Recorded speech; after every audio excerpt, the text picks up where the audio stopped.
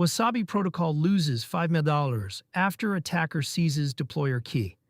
Wasabi Protocol lost roughly $5 million after an attacker took control of the project's deployer admin key and used it to drain contracts on three separate chains, according to a Bitcoin news report posted on April 30, 2026.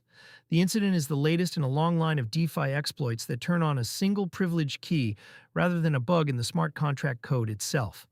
As of April 30, 2026, BTC trades at $76,105, down 2.1% on the day, and ETH at $2,261, down 3.5%, with the Fear and Greed Index at 40, a neutral reading that reflects a market already on edge before the news broke.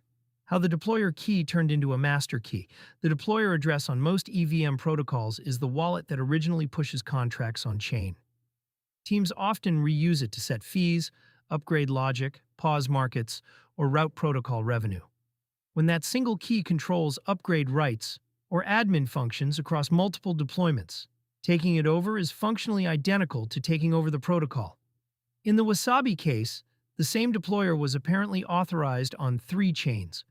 Once the attacker had the private key, the same signature worked on each deployment, which is why the loss is spread across three networks rather than contained to one.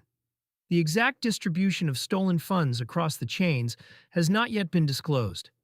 This is the same failure mode that has chewed through DeFi for years, not a flaw in solidity, but a flaw in operational security around the wallet that holds upgrade powers.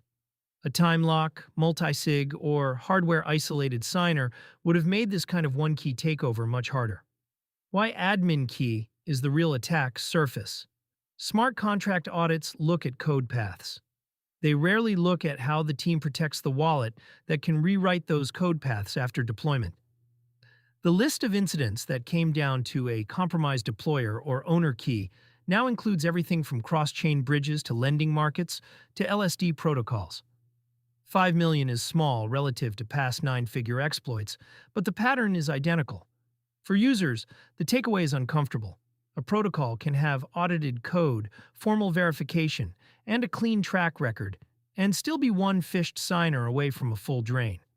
This is one of the structural reasons self-custody options for everyday spending have gained ground over leaving balances inside DeFi yield strategies.